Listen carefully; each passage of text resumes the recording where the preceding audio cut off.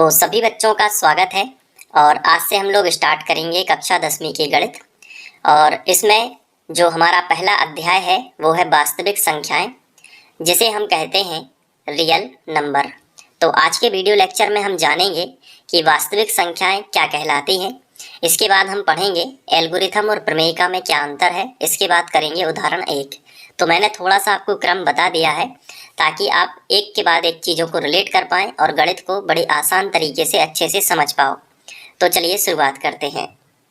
वास्तविक संख्याओं को समझने के पहले हमें एक यहाँ पे संख्या रेखा बनानी होगी। तो इसके लिए हमने एक लाइन खींच दी है और बीच में रहता है 0।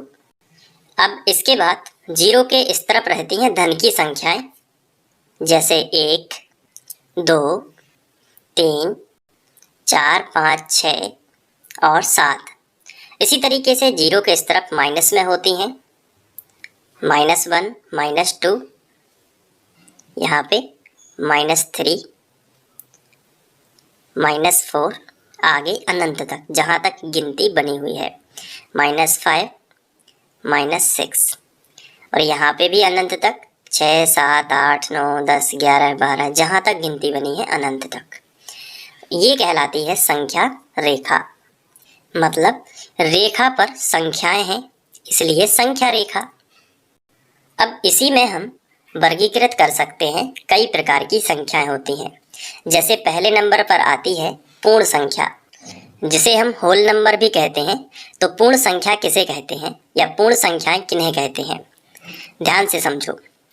ऐसी संख्याएं जो यहीं 0 से स्टार्ट होने लगती हैं और अनंत तक जाती हैं, तो उन्हें हम कहते हैं पूर्ण संख्याएं।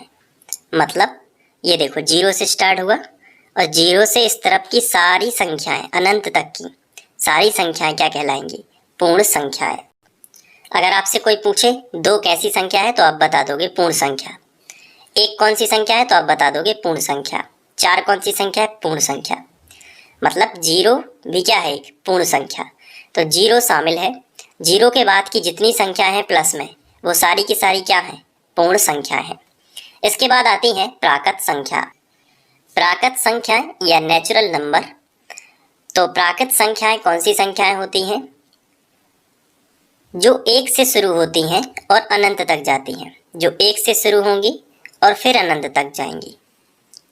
ठीक है, तो इन्हें हम क्या कहेंगे, प्राकृत संख्याएं। तो जैसे आपसे कोई पूछे 1 बताओ क्या है तो आप कहोगे प्राकृत संख्या है, और ये पूर्ण संख्या भी होगी क्योंकि 1 पूर्ण संख्या में भी आता है।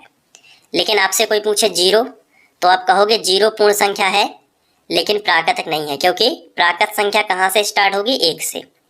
तो 1 के बाद जितने भी अंक हैं वो प्राकृत भी हैं और पूर्ण भी हैं, क्योंकि वो पूर्ण संख्याओं में भी आएंगे, ध्यान रखना।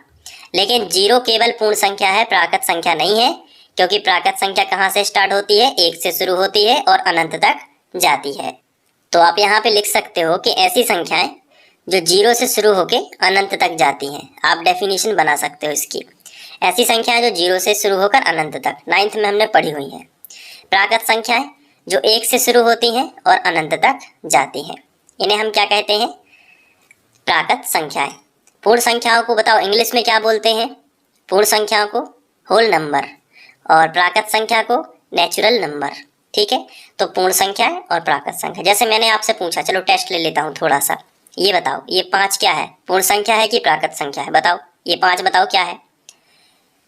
तो 5 जो है, आप कहोगे आपका सही आंसर क्या होना चाहिए कि 5, सर 5 जो है वो पूर्ण संख्या भी है और प्राकृत संख्या भी है, क्योंकि ये दोनों के अंतर्गत आएगी। चलो जैसे मैंने आपसे पूछा बताओ 0 कौन सी संख्या है, पूर्ण है कि प्राकृत है, तो आपका आंसर क्या होगा बताओ। 0 जो है वो आपका आंसर होगा कि सर 0 पूर्ण संख्या कहलाएगी, प्राकृत नहीं होगी, केवल क्या है पूर्ण संख्या, क्योंकि प्राकृत संख्याएं तो 1 से शुरू होती हैं, तो 1 के बाद के जितने भी अंक हैं वो सारे के सारे आएंगे प्राकृत संख्याओं में, और 0 भी ऐड कर दो तो पूर्ण संख्या। मतलब ये है कि प्राकृत संख्याओं में 0 जोड़ दो तो वो पूर्ण संख्याएं बन जाएंगी, बस इतना आपको ध्यान रखना है। इसके बाद इसको थोड़ा और एक्सप्लोर करते हैं, ध्यान से समझते जाना। ये 0 के बाद के ये जितने भी अंक हैं ये सारे के सारे धनात्मक हैं, प्लस के चिन्ह के साथ में, भले ही इसमें नहीं लगे हैं लेकिन प्लस माना जाता है। तो ये जीरो के बाद के जितने भी अंक हैं, जीरो छोड़ देना, जीरो के बाद के जितने भी अंक हैं ये सारे के सारे, ये जो यहाँ से 4 5 6 7 यानी कि 7 8 जितने भी हैं ये धनात्मक पूर्णांक कहलाते हैं। ध्यान रखना, धनात्मक पूर्णांक कहलाते हैं। जीरो के बाद की सभी धन की संख्याएं धनात्मक, और जीरो के पहले की ये वाली सारी की सारी संख्याएं जो है ये ऋणात्मक पूर्णांक कहलाती हैं। ठीक है, तो अब आप सोच रहे होंगे कि सर जीरो क्या कहलाता है। तो जो जीरो है ना ये धनात्मक पूर्णांक है ना ये ऋणात्मक है। तो आप यहाँ पे लिख सकते हो कि शून्य ना धनात्मक है और ना ऋणात्मक पूर्णांक है। तो इस तरफ हुए धनात्मक, इस तरफ हुए ऋणात्मक। अब इसके बाद ये जानकारी तो हमें पता ही होनी चाहिए, बेसिक जानकारी है। इसके साथ साथ हम बात करते हैं परिमेय संख्याओं की। तो परिमेय संख्या क्या है? रेशनल नंबर, जिन्हें हम p/q के रूप में लिख सकते हैं। अब p/q मतलब जिसे हम बटे के रूप में लिख सकते हैं। जैसे 3/5 क्या है? एक परिमेय संख्या है। 4/5 क्या है? एक परिमेय संख्या है। 3/2 क्या है? एक परिमेय संख्या है। तो जो बटे के रूप में जो संख्याएं होती हैं ना, उन्हें हम क्या कहेंगे? परिमेय संख्या कहेंगे। जैसे लिखा है 4, तो ये क्या है? 1। तो आप कहोगे ये परिमेय संख्या नहीं है क्योंकि इसमें बटे के रूप में नहीं है। लेकिन मैं आपको बता दूं कि कोई भी धन वाली संख्या है या ऋण वाली संख्या है, उसके बटे हम 1 कर सकते हैं। यहाँ तक कि जीरो के भी बटे हम अपने मन से क्या लगा सकते हैं? 1। तो वो बटे वाली संख्या बन जाएगी। बनेगी कि नहीं बनेगी? तो जितनी भी इस संख्या रेखा पर ये संख्याएं दिख रही हैं, सबके बटे हम क्या कर सकते हैं? 1 कर सकते हैं। सबके बटे क्या कर सकते हैं? 1। सबके बटे, बिल्कुल। तो सारी की सारी क्या बन जाएंगी? परिमेय संख्या। तो ऋणात्मक और धनात्मक और शून्य, ऋणात्मक पूर्णांक, धनात्मक पूर्णांक और शून्य, ये सारे के सारे क्या हैं? परिमेय संख्याएं हैं। क्यों हैं? क्योंकि इनके बटे हम क्या लिख सकते हैं? 1 लिख सकते हैं। देखो आया समझ में कि नहीं? इनके बटे हम क्या लिख सकते हैं? 1। जैसे अगर आपसे आपके सामने कहीं लिखा है -6 और आपसे पूछा जाए कि बताओ ये परिमेय है कि नहीं है, तो आप कहोगे बिल्कुल परिमेय संख्या है, क्योंकि इसके बटे हम क्या लिख सकते हैं? 1 लिख सकते हैं। तो सभी धनात्मक पूर्णांक क्या है? परिमेय संख्या। सभी ऋणात्मक पूर्णांक क्या है? परिमेय संख्या। शून्य भी क्या है? परिमेय संख्या। कक्षा 9वीं में हमने पढ़ा हुआ है।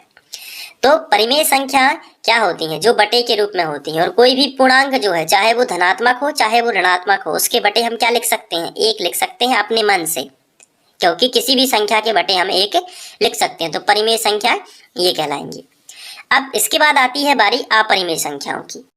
तो अपरिमेय संख्या क्या कहलाती हैं? अपरिमेय संख्या जो p/q के रूप में नहीं लिख सकती, मतलब करणी वाली सारी की सारी संख्या। जैसे कि करणी 3 यानी √3, ठीक है, और √2 और पाई का मान भी इसमें आएगा।